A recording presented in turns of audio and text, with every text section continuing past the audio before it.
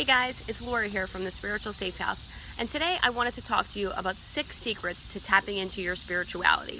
So the first one is through prayer and talking with your higher power, and I honestly do think that this is the most important way to get into your spirituality some more.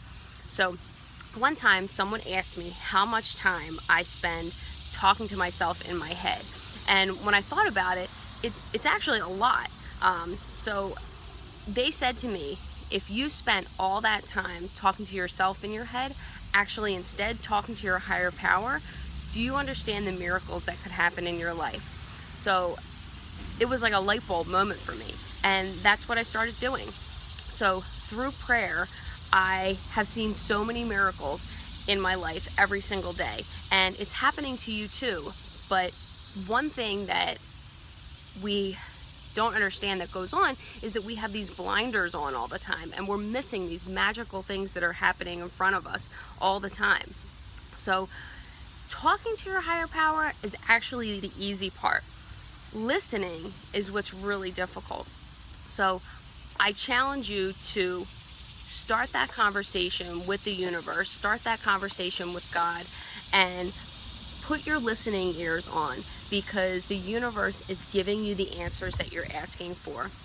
And one thing to remember is that you shouldn't get discouraged if you're not getting your answers right away, because the universe isn't going to give you the answers when you want them.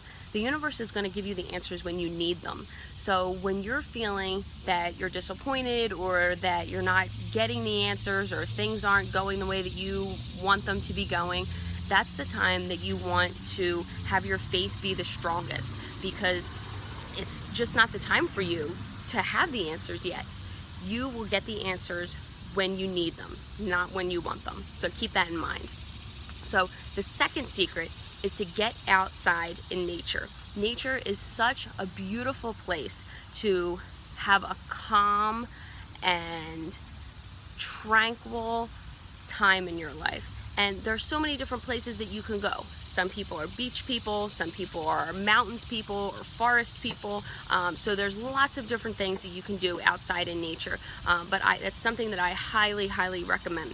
One thing that I love to do is get out and walk in the grass in bare feet. That's one great way to get yourself grounded, especially if you're feeling out of balance. So try that. Number 3 is through meditation. So there's a lot of different ways that you can meditate, but meditating is really about trying to quiet the mind. And you don't have to sit there for hours upon hours and try to meditate. I know through reading Rhonda Byrne's The Secret, she mentions in her book that we have about 60,000 thoughts a day, and trying to keep track of all those thoughts would be absolutely exhausting. So I would suggest, if you're new to meditating, that you take either 2 to 5 minutes, or even 5 to 10 minutes to just sit quietly and try to quiet your mind. And one other important part about meditating is to remember that this should be coming from a place of non-judgment. So when you sit down to meditate, and when you have these intrusive thoughts come into your mind, and they're going to come into your mind, just accept and be aware that you had that thought, and release it, and go back to focusing on your breath. That's my biggest suggestion on what to do when you're having these thoughts come in during meditation, because I have them all the time, and sometimes when I'm really stressed out, it can be really difficult to quiet my mind. So sit or lay down in a comfortable position, whatever's comfortable for you, and start to focus on your breath.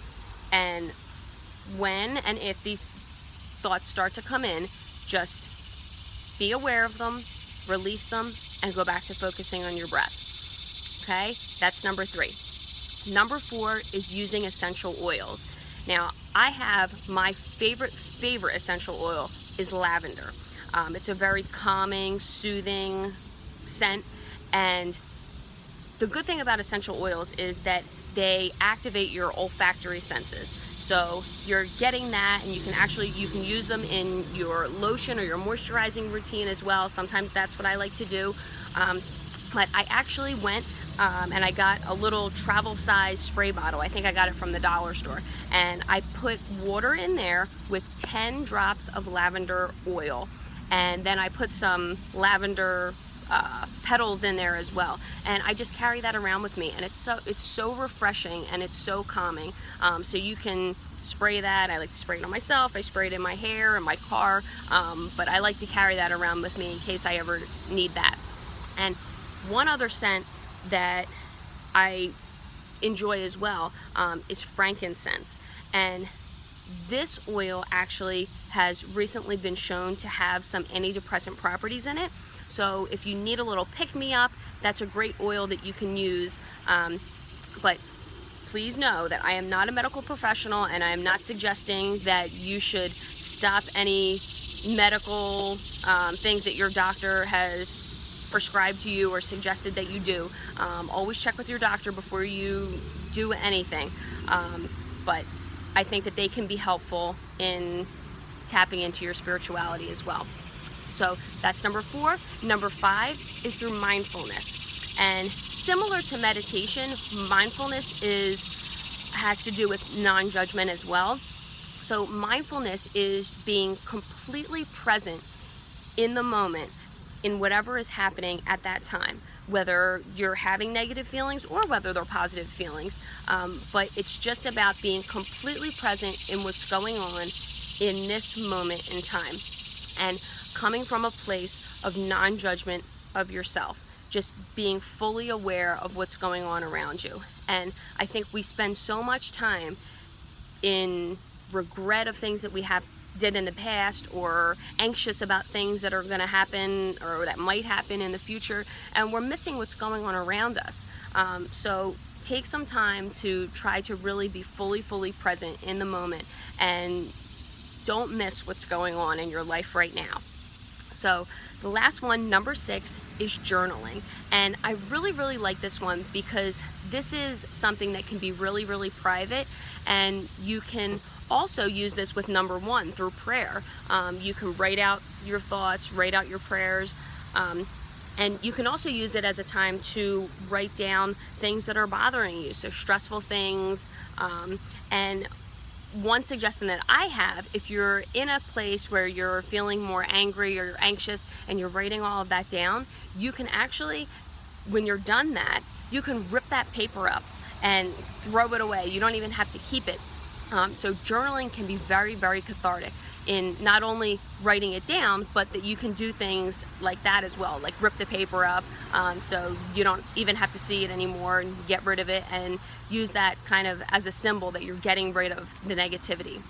So those are 6 ways that I suggest to you that you can tap into your spirituality: prayer, getting outside into nature, meditation, using essential oils, practicing mindfulness, and journaling. All right, guys, so let me know what you think. Let me know if you've tried any of these things and what's worked, what didn't really work. Any other things that you do to tap into your spirituality, I want to hear all about it. So subscribe, give me a like, and you can also check out my blog on thespiritualsafehouse.com, and I get a little bit more into these things that I just talked about. All right, guys, thanks. See you next time. Bye.